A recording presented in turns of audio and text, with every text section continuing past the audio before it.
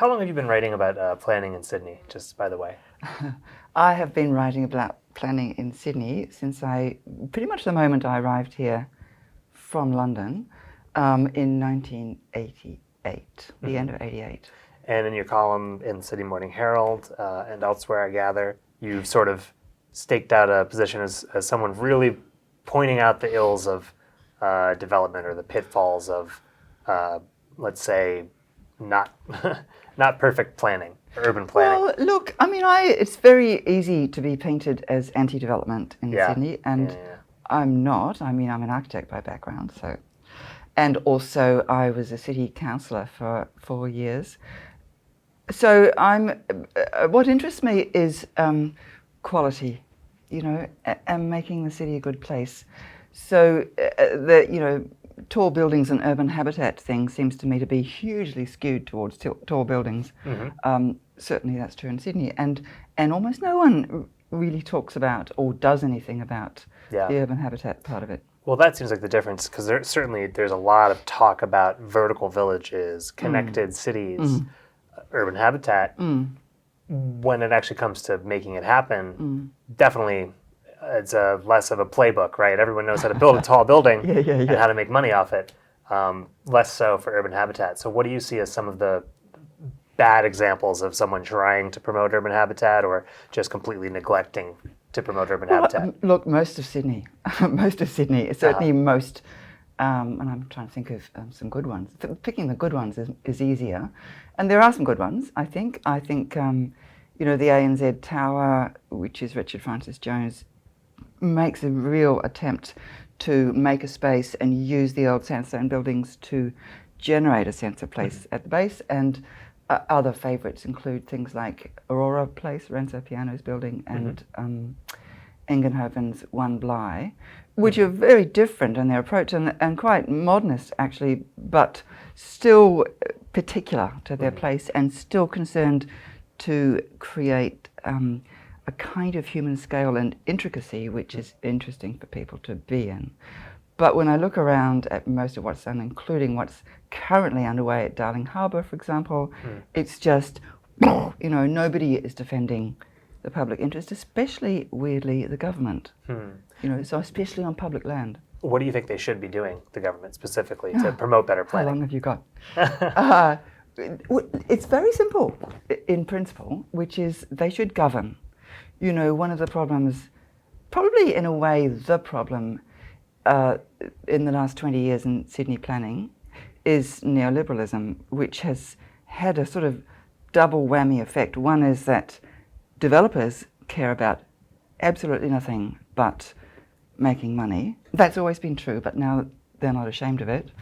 And governments also care about nothing but making money for developers or for government, if they can do that by selling off bits. So there isn't anyone at all defending the public interest, except, what I was in politics used to be called the fluffy slippers, the kind of the vocal, increasingly vocal members of the public, but they don't get a look in. They don't get invited to meetings. They don't get told about stuff until it's too late. They don't get educated. They get pretend consultation, but it's not real, and everyone knows the decisions have already been made. So there's a deep cynicism and distrust on the part of the public, and quite rightly. Well, and I guess, as you point out, for a politician, it's good to be seen as pro-development because you're pro-growth, you're pro-jobs. So there's a political incentive there. There's less of a political incentive to truly engage public dissent over tall building design, development, density, these things. How do you fix that? Well, why do we see it that way? Why do we see that there's no incentive? After all, we're the public and we vote for these dudes and we pay for them. We give them very generous salaries. So they are, in fact, properly speaking, they're our agents and they should be doing what we want. But it sounds like you're saying they're not as accountable as that would suggest. They're not accountable at all. And it's very, very recent, and probably as a result of this, that planning and construction and growth has become an issue, like a real political issue in Sydney. But for the first time, really in the last year or two, it's been hitting the front pages. You get images and discussion of what's going on or what's proposed on the front page of papers and things. Well, it does seem like for someone, I mean, I just arrived a couple days ago and never been to Australia before, but it does seem like we're here during a real moment in Sydney's history. It's kind of potentially a real crucible for what the city's going to look like. You've got massive development and so much of it so fast, so many people coming in so fast that you're going to see a huge change. And will it follow the same playbook as before, or will it be somehow different? I guess is an open question. Do you see this as like a big moment for Sydney? And oh, it's huge. Are you worried about how it's being handled?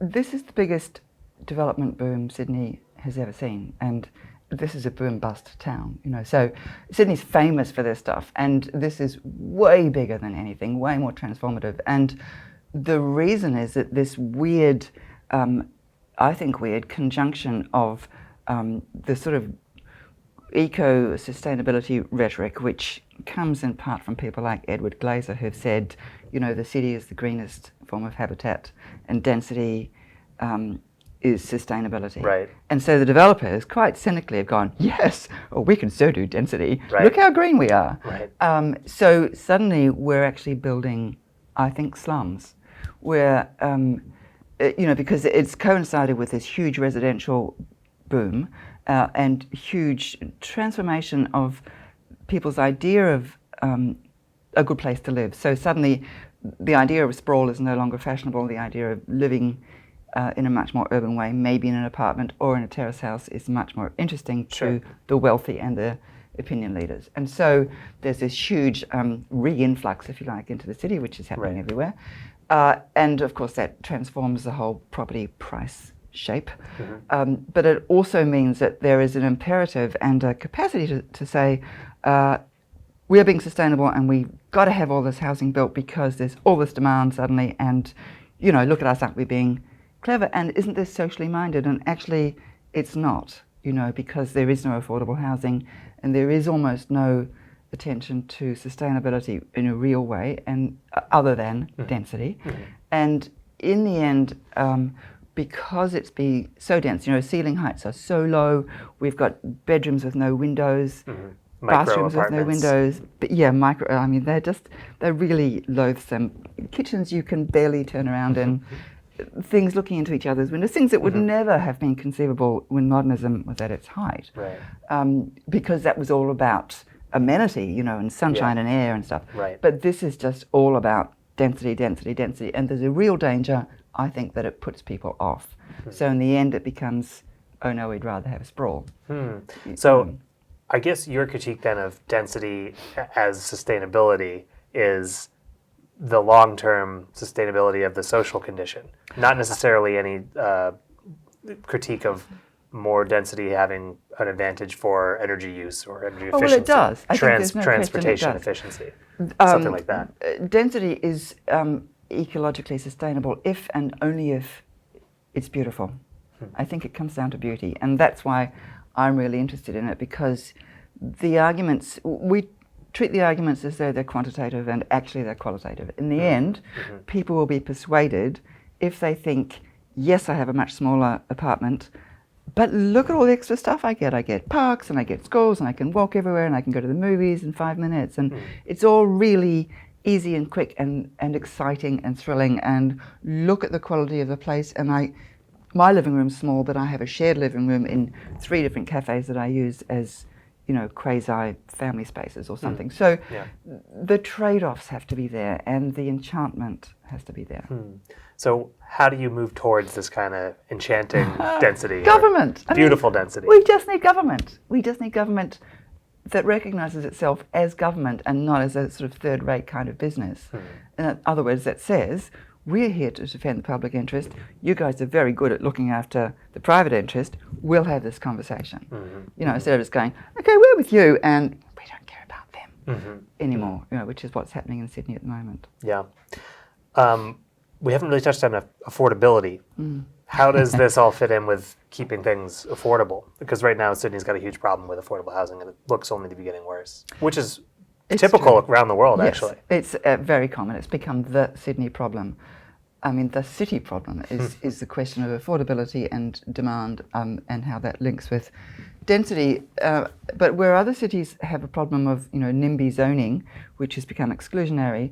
I wish we'd have some of that in Sydney. We have kind of the opposite, and there is this, again, I think, a myth that somehow affordability will be resolved by supply. If you just build enough, fast enough, and brackets badly enough, so cheaply enough, that'll resolve this demand issue. Right. But it's not recognised that housing is not like bananas. It's just is not the same equation, and there are two reasons for that. One is in Sydney, especially, it's playing to a global market, so the demand is essentially limitless. So if you just build more, people will just buy more, and the evidence to date is that the more you build, the higher the prices go. Which is just like how if you build a new highway to relieve traffic from the existing highway, you get twice as much traffic. Yeah, exactly. So it's demand generation. And that, of course, is why developers are so engaged with it. And then coupled with that is the obvious fact that the minute prices drop, developers will stop building. Right. So it's their only interest is in making a lot of profit. So there's only one, again, it comes back to government, there's only one answer to that, which is you have to make some rules and you have to stick with them. And, in London, I think it's sort of 25% affordable housing. Housing development has to be affordable. We have a kind of talk about maybe 5%, and everyone thinks that's outrageous, and we don't actually there's no compulsory. There's not compulsory. There's a kind of, should maybe if you could, please, that'd be great. So this sounds like one policy that you would say when you ask for government to be government, this is one way that you say concretely there should be an affordable housing requirement for all buildings of a certain size. Yeah, and it should be statutory, because we have this idea in Sydney that flexible is good, and so everything's couched in sort of should and may and might and where feasible, where actually it should be, these are the 6 rules, they're the 6 things that we absolutely care about, and we will die over them, and we put them in the law, because otherwise everyone just bends them and has a long lunch with them and instruments all over. What are some of the other things like that? Affordable housing requirements being one. What are some of the other? Well, the other really difficult thing in cities always is heritage and how you deal with that and how you pay for keeping something that everyone values but nobody finds it very easy to make money out of. So that's something that needs to be really firmly mandated and recognised as that for the long haul and not changed every 5 minutes. Sustainability, energy use, all those sorts of things are another obvious example.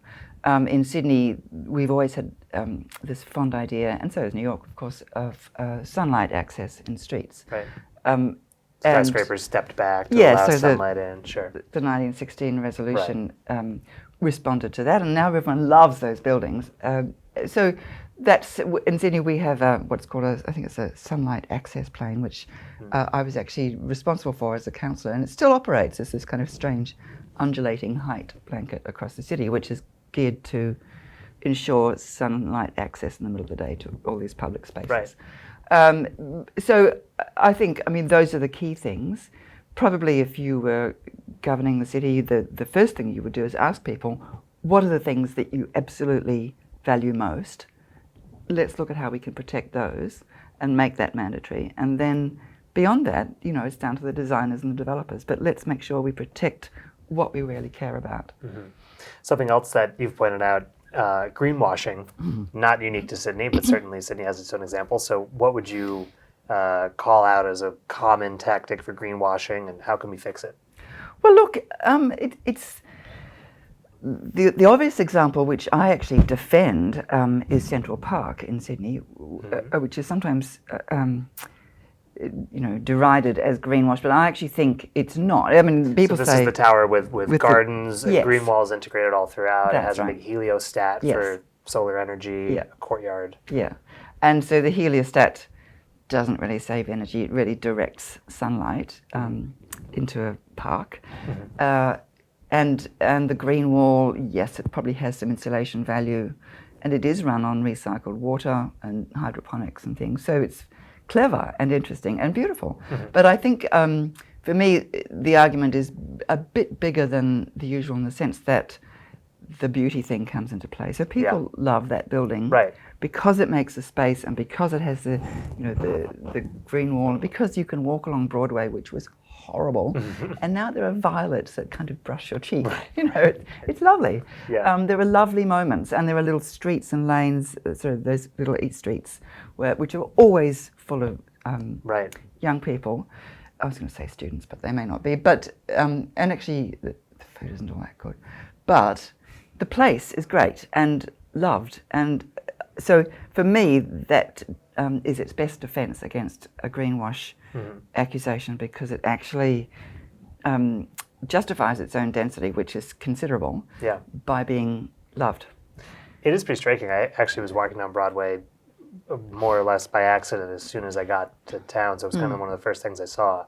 And for the most part, walking along Broadway was kind of reminded me of walking down a big street in LA. It was all about cars. It was kind of barren. It was very sunny. It was a little soulless. But then suddenly you've got a big splash of green, like a tree of a building rising out of the tree of a building. It was kind of lovely. It just kind of broke up the monotony of the streetscape and made it feel very different. And that's even without going into the building. So in that sense, it did have kind of an outsized impact on the area.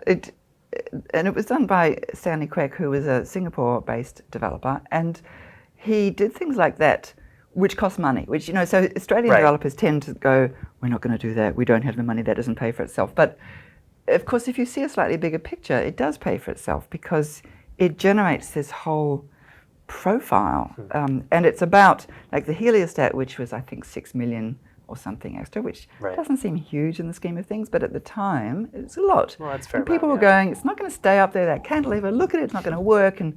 But the truth is, everyone loves it. It's got that artwork on it, and what most people don't know is that you can also, if you live there, you can get out. There's little spa bars on top, and you can sort of drink champagne looking at the view, and they're kind of shared things, and you can walk out and sort of touch the gardens and things. So it's as well as directing sunlight into that park, which is on the south side, the sunless side of the building.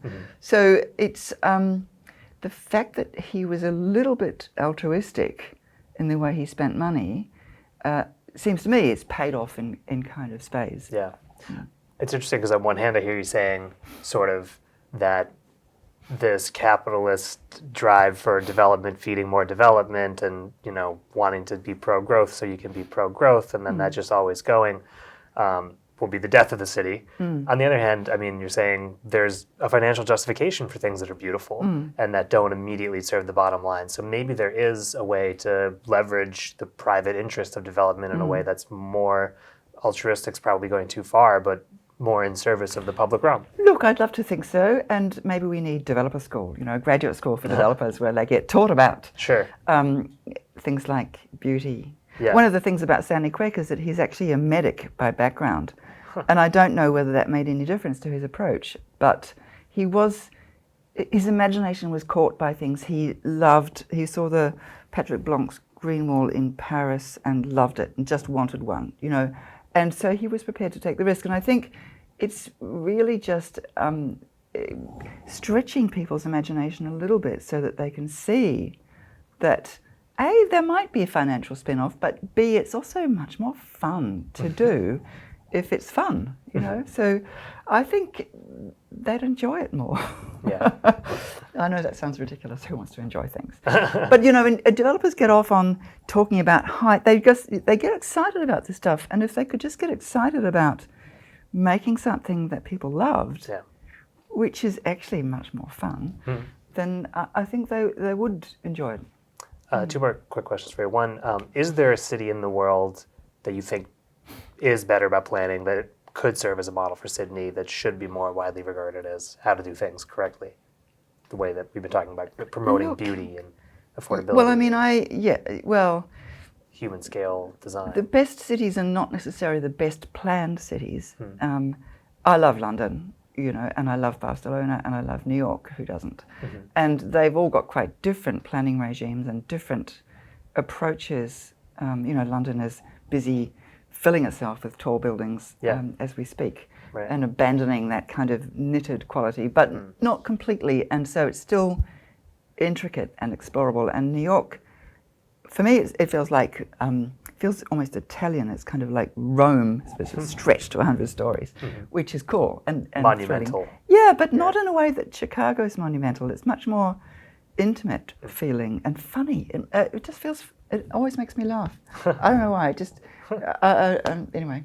And Barcelona is enchanting because it's so intensely what it is. There's no question that that's where you are. And so I think. Well, right now I guess there is with all the political trouble going on with Spain. Well, that's right. But that aside, in flavour terms, sure, it's very particular, and I think so is Sydney, and that's why I love Sydney. Sydney is so not like anywhere else, and for the first time since I've been here, which is all those years, I feel concerned that the things I love most about Sydney, which is the inner crazy bits of transplanted Georgian London with a few things added and a whole other nutty fig trees and things growing out over the top of it. It's like this kind of wild, this is totally inappropriate, let's do this. Right. And that's what I love. And I think that's actually under threat for the first time ever. Like it's going to be more homogenized or more... Well, it could... What? We've got WestConnex, which is this who builds motorways anymore? Massive, $30 billion motorway, which is going to pour 60,000 cars a day into King Street, Newtown, which you may not know, but it's one of the loveliest little sort of London-esque shopping high streets in Sydney, and it's always been very left-wing. It's full of gay culture and stuff, and hippies and things. And so the current government sees it as dispensable, but it's already busy in traffic terms, but another 60,000 cars becomes the perfect excuse to do street widening, and the minute that happens, it's all over. And so parking lots and parking requirements. Exactly. So I think there are real dangers, and we just desperately need proper governance. Well, given all that, I have to ask: are you optimistic about Sydney's future? Yes. Why? You just have to be, don't you? I mean, Sydney, the way it's going at the moment is looking grim, but I have this belief, I suppose, that people will come to their senses. Everyone who lives here loves it. They will understand before it's too late. I feel like this is about climate change too, so I must be mad. But they will realise before it's actually too late that we need to get off our butts and protect this place.